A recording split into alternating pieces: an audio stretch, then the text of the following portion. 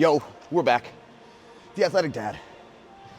We're getting ready for an acceleration and a jump day. Should be a good one. We got about 35, 40 minutes. That's all the time we need. So we've got 4 10-yard accelerations from different acceleration stances, and then we have 12 minutes of max effort 2-foot vertical jumps. Court is open, so we'll try to hit some dunks. If the dunks don't go according to plan, then I'll reshoot this intro and pretend like that was never in the program. While we get into sprints, we're gonna talk about one thing that I was asked the other day by one of our athletes is how you get comfortable in the 40 start. So how you get comfortable in that 3-point stance to be able to run your best 40. So we'll talk about that. We'll show you my favorite drill, and let's get to work.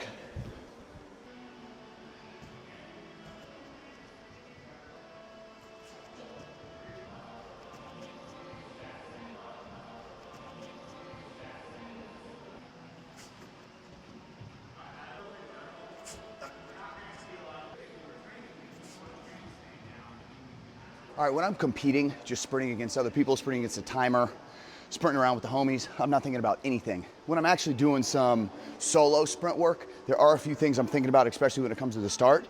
So I'm trying to lean, if I'm in a 2-point stance, trying to lean as far forward as I can without falling on my face, right? Trying to keep my shins nice and low. And then I'm also thinking about projecting myself horizontally as far as I can. So the variation we're gonna do is we're gonna do a kneeling start. We'll go staggered position. This is a position we saw Adarian Barr do years ago, and then have kind of used it in our training, and has been really helpful when it comes to the start, when it comes specifically to the 40 start. And so we're gonna talk about how that kind of carries over. But this is what this is gonna look like. Again, I'm actually gonna be thinking about these reps as opposed to if I'm just competing. I'm not thinking about anything, I'm just trying to express. So here, knees will start together. Step back, I'm gonna pop up again, try to stay low as I can and send these knees through that wall back there.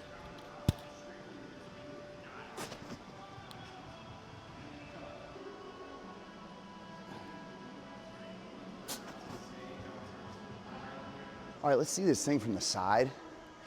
Maybe I can go in post-production and put like a slow-mo video of me coming out of the start. That'd be pretty sick to see how it looks compared to a regular 3-point start. So again, we're back down. Again, shout out to Adarian Barr, man. This is one of the most effective drills for 3-point starts that I've seen in a long time. And again, it's created massive change in my 3-point start. And so hopefully this is something that can benefit you. Again, so we're here, gonna take this leg back. I'm not thinking about much, right? I'm just kind of getting comfortable. Once I'm here, I'm gonna pop up, lean forward. Listen.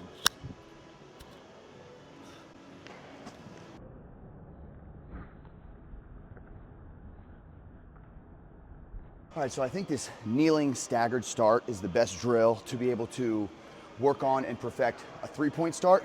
Let's say you're running a 40-yard dash, training for a combine of some sort.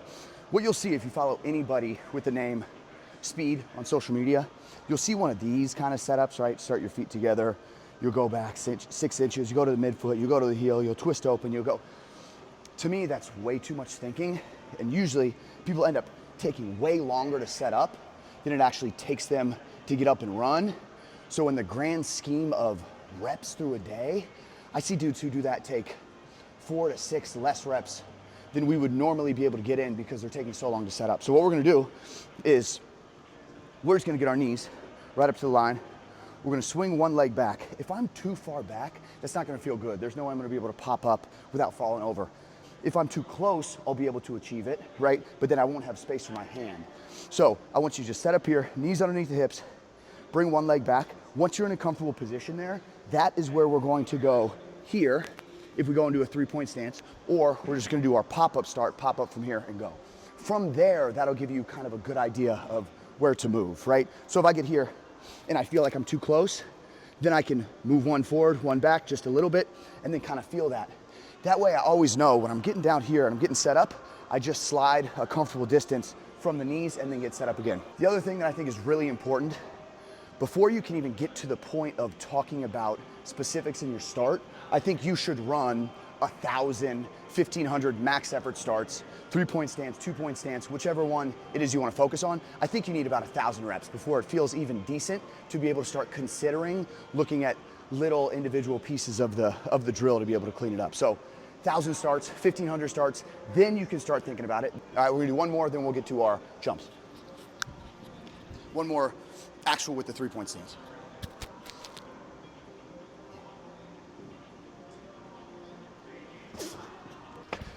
sprints felt just fine. Training's been good. I just haven't sprinted consistently, like I'm talking like 2 days a week for a while. I talked about a couple videos ago, we had our beautiful daughter almost 12 weeks ago now, which is crazy. So kind of in the last couple months, you know, weather started to get cold, everybody was moving inside. And then when it was getting closer, and then to the point that when she was born, you know, those first couple weeks just trying to survive. And then the last few weeks have finally been able to have some time. And I say time like basically once a week for, you know, 20 minutes, 25 minutes, I can get back to running some sprints. So, you know, 4 to 5 to 6 of them, I think is a good place to start when you're dosing sprints back in. I wouldn't go max effort even in all those. Let's say you haven't sprinted in a long time, years, dads, right? I would go 2 reps maybe, try to work your way up to 80%. And then next week, 3 reps, 80%, work up to maybe 4 or 5, and then start kind of manipulating outputs from there, right? Once you've covered a bit of ground, getting back into your sprint routine, then you can start upping the intensity. The worst thing to do would be to try to jump into it. Hey, this is something that I'm gonna dedicate a ton of time to, and sprint after not sprinting for a long time. Getting a hammy, getting a hip flexor. We see it often, so just kind of keep that in mind. All right, running short on time, we're gonna get to the jumps. All right, we're gonna start with some low rim dunks. Pretty common practice when it comes to warming up for jumping and warming up for dunking. It's good to be able to practice the skill of dunking, which I've noticed after going longer durations of time, let's say 6 months, 8 months, a year without attempting dunks, the skill is the hardest thing to come back. So helps you drill the skill a little bit. It's also fun. You get instant and immediate feedback. You can make the dunks, if you're a decent dunker, a little more technical, right? So you can practice some dunks, and then we'll continue to go up. So we'll show some of the low rim stuff, and then we're gonna go up and see what we can get done in now 10 minutes left.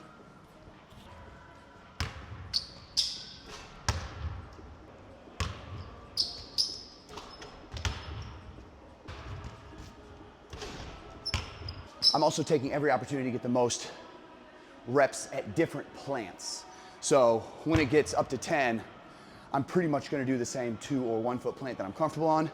But when it's lower, you wanna get 1 leg off the left, 1 leg off the right, left arm, right arm, 2 hands, both ways. Then again, you can kind of change the variation from there.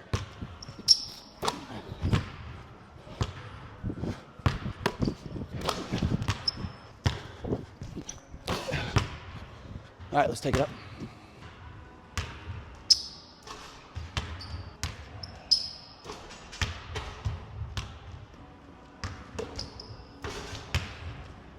All right, we're at 10.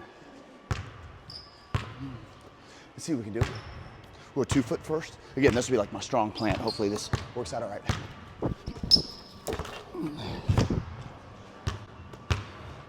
Don't feel super bouncy, but still worth it. Out here getting reps. And he can shoot too, come on.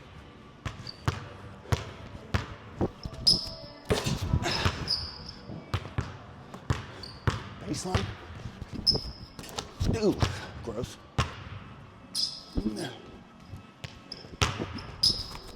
Oh, that was a perfect assist.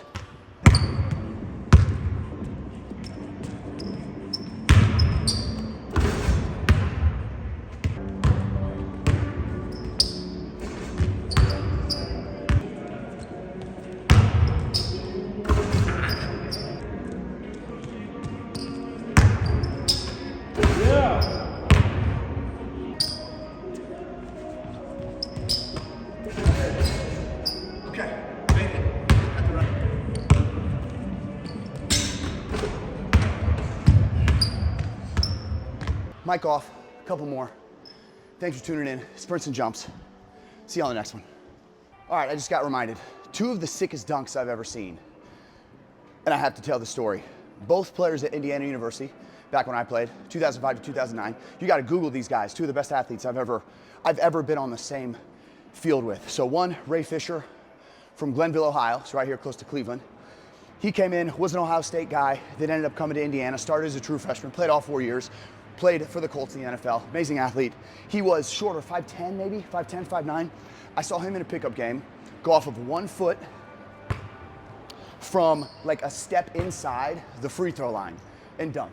Right, again, 5'9, 5'10, insane. The second craziest dunk I'd ever seen, Nick Polk played free safety for the Indiana Hoosiers. Again, crazy elite athlete, big, strong, fast. Went and played the NFL for the Texans a little bit, played safety for the Texans.